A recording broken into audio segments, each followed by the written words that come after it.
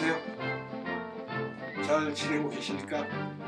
오늘 계속 공부하면서 이제 하나씩 읽어가고 또 어떤 분도 친구가 전화를 해서 아유 너는 한 장씩 공부해 나가니까 재미도 있고 또 이제 한문 공부도 이렇게 해 나가면 다른 문장도 봤을 때 겁을 안 내고 덤빌 수 있겠구나 라고 그러더라고요. 아주 저로서는 굉장히 행복하게 느낍니다. 감사합니다. 자, 1년번호 076 이인편 제 10장입니다. 자왈 군자지어 천하야에 무적여라 무막여라 의지여비로다. 짤막한 문장입니다. 子曰：“君子之于天下也，无敌也，无莫也，义之与弊。” 자, 공자가 말했습니다. 군자는 천하에 있어서 따를 것도 없고 안 된다고 거부할 것도 없으며 그저 의롭다 여기는 것과 짝을 하면 그뿐이다. 어느 것이 의로운가라는 의를 기준으로 해서 살아가면 그뿐이지 무슨 절대적인 관계도 있을 수 없고 또 그 참 좋다고 무조건 따를 이유도 없고 그래서 이게 어떻게 보면 중용이죠, 그죠? 중용이죠. 한번 보겠습니다. 군자지어 천하. 여기 이제 군자를 들었어요. 중고대 육아에서 말하는 가장 이상적인 어떤 인물, 품행과 모든 것이 바른 그런 이상적인 가상으로 하나 만들어 놓은 그런 인간 유형이 군자입니다. 군자 정도라면 이렇게 되는 겁니다. 그래서 군자의 경지에 올랐다면 또 군자로 스스로 생각하고 있다면 군자로서 지어 어디에 이거 지어를 묶으면 뭐가 저가 된다는데 왜 그럼 저를 안 썼느냐? 저를 안 썼느냐? 이때 이 지는 그것이 아니기 때문이죠. 군자가 천하에 군자가 천하에서 이런 얘기죠. 그럼 군자가 천하에서 생활하면서 군자는 천하에 대해서 이렇게 이 말도 되고요. 무적여라. 적이 없다. 자, 이건 갈적자죠. 갈적자. 그럼 뭐예요? 적자는 적당하다, 맞다, 따를만하다, 옳다. 여러분들 뭐예요? 무슨 적부심사, 구속 적부심사 그러잖아요. 그럼 구속이 적당한지 또 아닌지 부자가 나오면 다음에 한번 설명을 하겠습니다만 앞에 글자를 완전히 뒤집어서 그걸 한 번 더 아니다고 표현하는 게 부자입니다. 안부, 가부, 적부, 여부하는 것은 그럼 저건 그럼 적당하다, 맞다 이런 얘기죠. 그게 뭐 꼭 마땅하다, 꼭 그렇다라는 것도 없고 또 무막여라. 막은 이제 주에 보면은 주자는 뭔가 하면 전주야라 그랬어. 전주야라.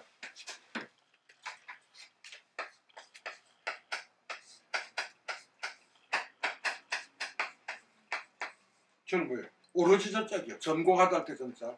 그럼 오로지 그거를 주로 삼다. 그럼 그것이 반드시 그것이 아니면 안 된다. 라는 것도 있을 수가 없다 이거죠. 막여라. 또 근데 다 어떤 분들은 막은 뭐야라 이렇게 풀었어요. 막을.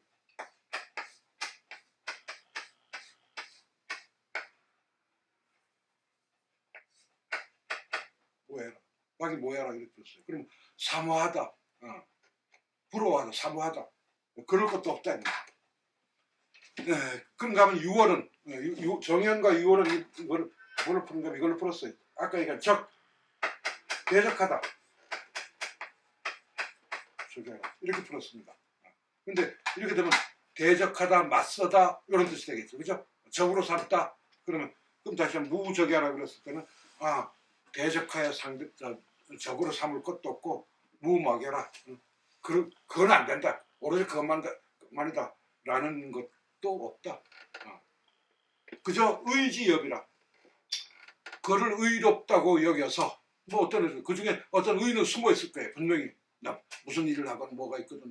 뭐 그것만 죽으라고 그것만 주장을 하건 말건.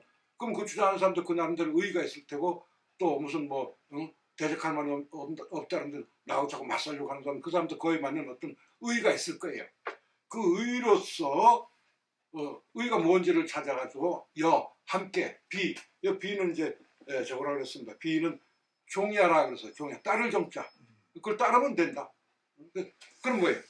어떤 뭐 A라는 경우라든지 B라는 경우라든지 또 나한테 뭐 대적하는 사람이라든지 나한테 또 안 된다고 하는 사람이라든지 뭐 자기가 봤을 때 저건 아닌데 하는 거라든지 모든 경우가 있지만 그 경우를 옳고 그르다고 따질 때에는 반드시 그 기준을 뭘로 삼는다?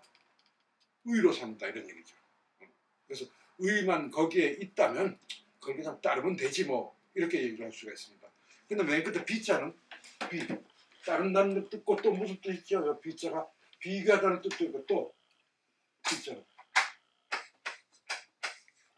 따로 비교하다는 뜻도 당연히 있고요 우리가 그죠? 또뭐 이웃하다는 뜻도 있죠. 이웃하다는 비린 왕관의 시 해내 존지기하니 천의 약 비린이다. 비는 리냐라. 비는 또 음운으로 음과 같게 배하라.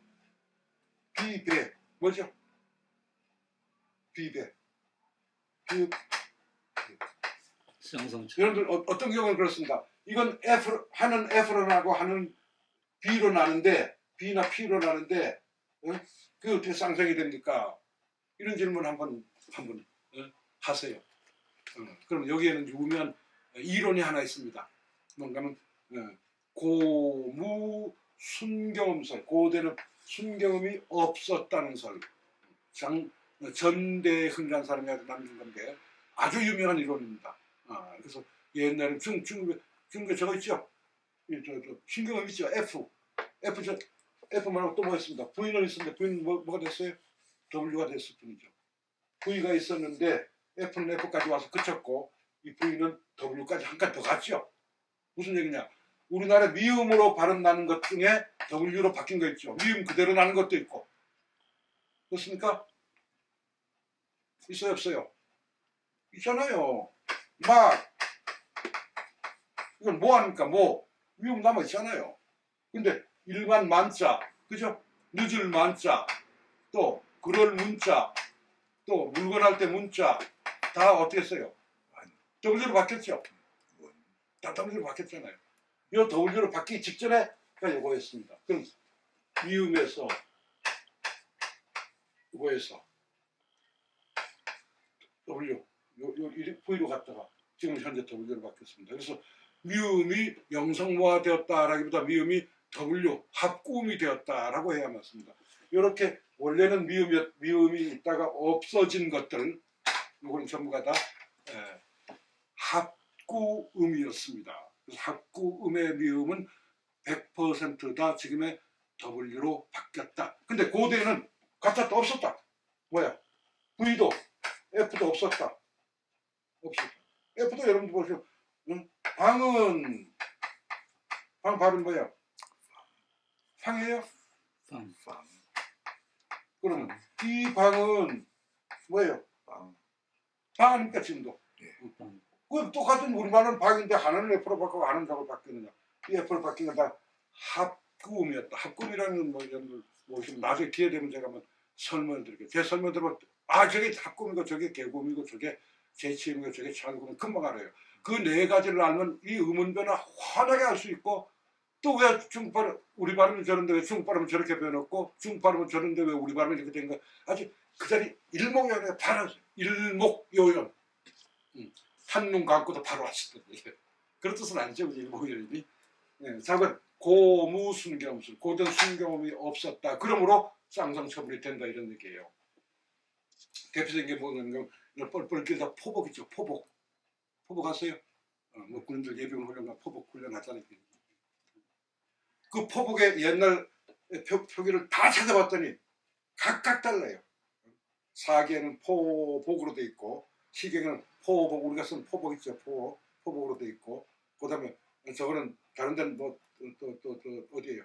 각각 사계 한신열전에 한신열전에 보면 다리 밑으로 기어갈 때 포복으로 기었다. 그 글자하고 시경에 있는 글자하고 다른 데 포복하고 글자가 각각 다 달라요.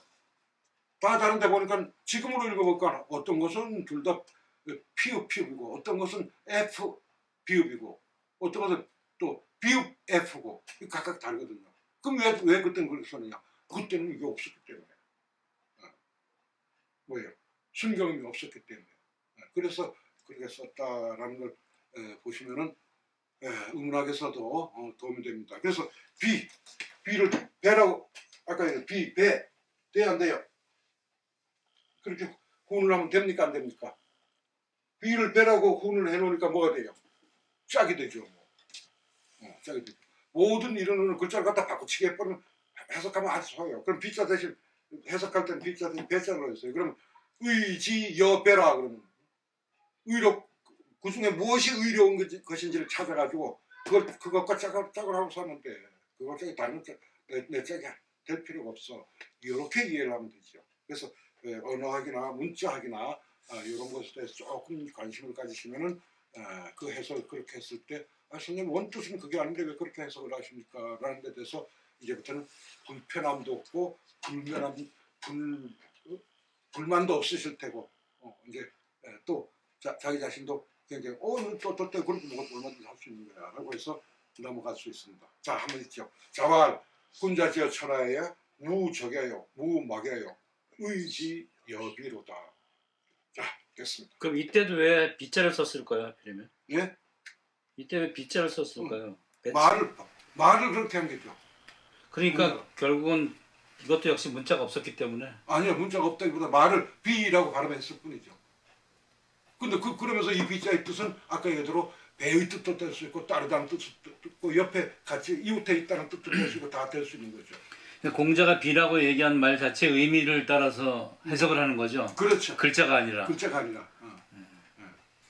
그때는 그 당시에 이런 말이 이렇게 표현을 해도 아무런 문제가 없는 그런 말이야. 좋습니다.